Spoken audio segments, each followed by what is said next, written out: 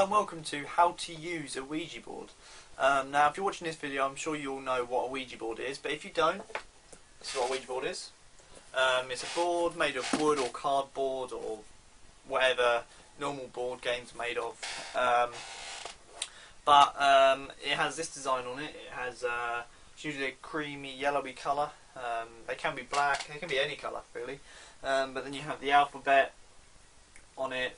You have yes, no, you have the numbers, and you also have goodbye on it. And you usually get the sun, moon, and then you get designs like that and that on it quite often. There's lots of different designs out there, how it's all laid out. Most famous one is a Parker Brothers board. I don't have that. I'm not quite sure what this board is called, what type of design this is called. You can even make your own boards, and apparently they still work. I haven't done it, but you can do it. But I'd recommend getting one. That way, you know it probably, if they are going to work, you'll know a real one will. They usually come with this thing called a planchette. Again, various different models available. You can get. This is just a piece of wood.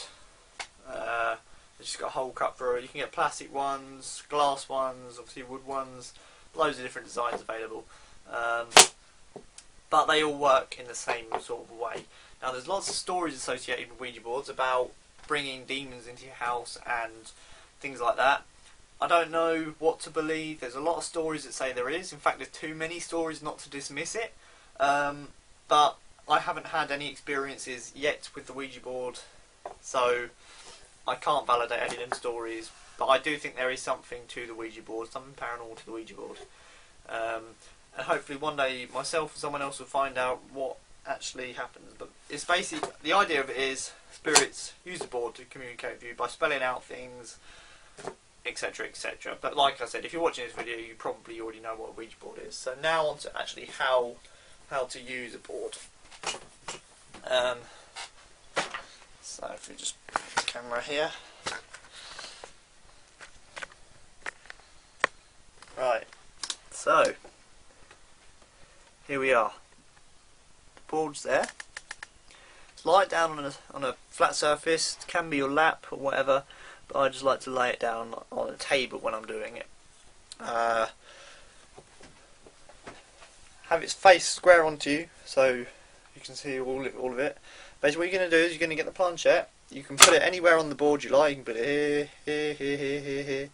But I like to just set it in the middle. Mine's got a nice star here, so I just like to set the planchette right on the star. Then what you're going to do is, now there's loads of people do this differently. Some people put their hands on it like that, and nothing happens. I've seen people put their hands in it like that, nothing happens.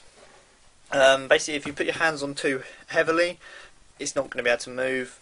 If you put your hand on too lightly, nothing will happen because you haven't got enough contact with it, and it'll do that. So you need to get a balance with it, sort of like this. If your arms start aching, that probably means you're doing it right and you've got the right kind of balance. But what you're going to do is you're going to place your hands on it there. You're just going to ask questions, etc, etc. So just say, is there anyone here? And hopefully it will move. You can ask for protection before you do it. I never ask for protection because I prefer just to have whatever comes to contact me. I prefer it just to come and contact me rather than having a filter kind of thing going on. So you can ask for protection. There are videos on YouTube about that. I don't do it and I don't know much about asking for protection. But yeah, if you want to, please go and watch a video about that. And when you've finished doing it, what you've got to do is, the reason why this goodbye thing is here, is you say, right, I'm going to go now. Any spirits that have come through to contact me, I'd like you to go back where you came from, and make sure you say goodbye when it's finished. Otherwise they can come attached to you, they can come into your house.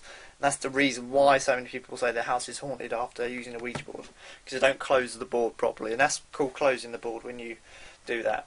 I hope this helped on how to use a Ouija board. If you've got any questions or you want me to make another video, explaining something in more detail, then please leave a comment or just personal message me on this YouTube account. Thank you very much for watching.